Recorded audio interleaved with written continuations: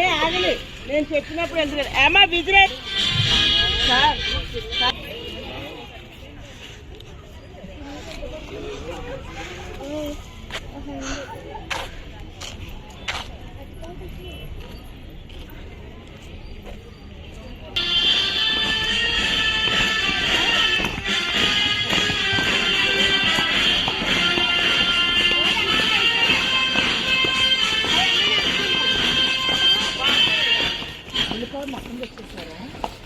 మొత్తం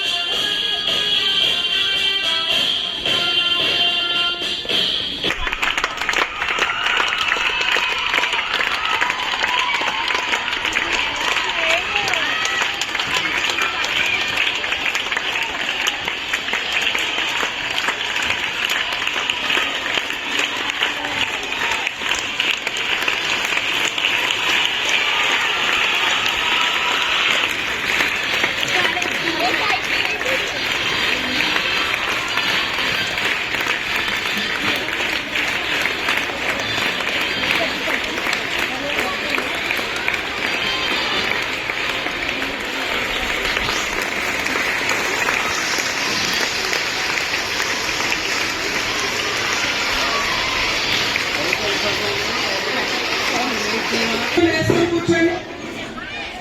అక్కడ ఆయన రూమ్ లో బర్క్ ఉంటుంది, అది తెచ్చుకొని వేసుకోండి.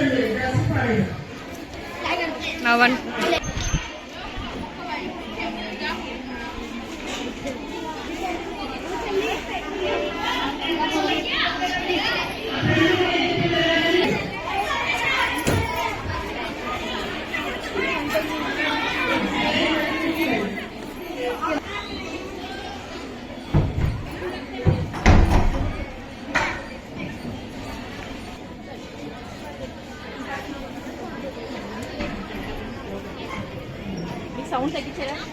శిక్షణతో అత్యంత ఆనందంగా కొడుకు కూతురు కోడలు మనవలు మధ్యన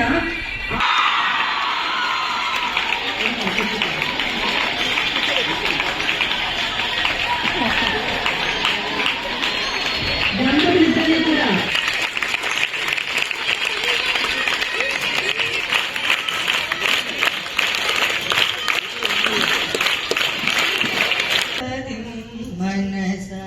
స్మరామి మహాగణపతి మనసా స్మరామి వశిష్ఠవారి వంది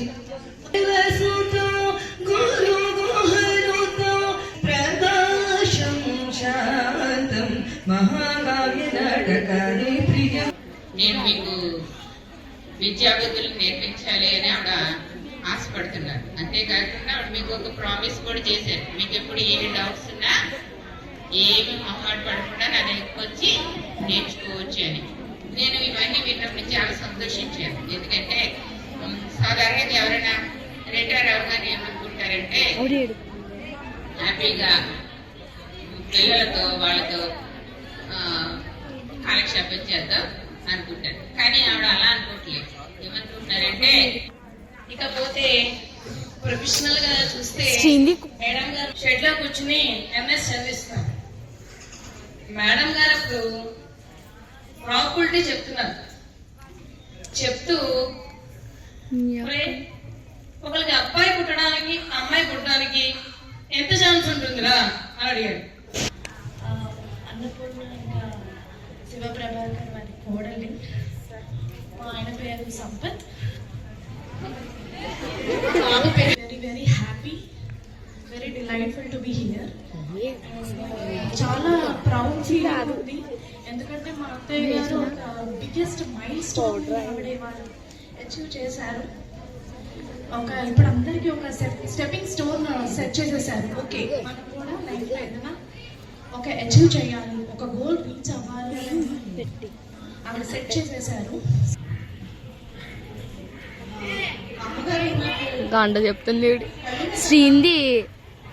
స్నేహితురాలుగా కానీ ఏ ఇష్యూగా నేనంతా అన్ని ఇదని కాదు అదని కాదు, whatever I had problems or what is that I'm getting as a thing I will discuss first with her. ఎప్పుడు ఎంతలాగా వచ్చినా ఎంత కష్టపడినా ఇంటికి వచ్చి మాత్రం చాలా ప్రశాంతంగా ఆ ప్రెషర్ అక్కడే వదిలేసేవాళ్ళు స్కూల్లో. ఇంటికి వచ్చి ఇంటి పనులు, నేను అక్కడ స్ట్రైన్ అయిపోయాను, ఇక్కడ చేయను, ఇక్కడ చేయలేకపోతున్నాను. మా అమ్మ రిటైర్మెంట్ తర్వాత కొంచెం రెస్ట్ తీసుకుంటే ఇవాళ ఆవిడ నాకు పిఎఫ్ రాదు. మా అమ్మాయి శ్రావణిని వాళ్ళ అబ్బాయికి ఇచ్చామన్నమాట. సో నేను ఆ విధంగా రిలేటివ్ ఇవాళ రిటైర్మెంట్ అవుతున్నారు. వాడు కూడా చాలా మంది చెప్పారు. కానీ మాకు మామూలుగా పెట్టుకుందామా?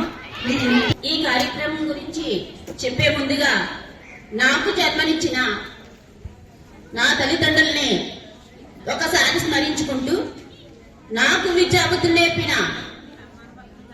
గురువుల్ని ఒకసారి స్మరించుకుంటూ, ఈరోజు ఈ కార్యక్రమంలో సన్మాన గ్రహీత అయిన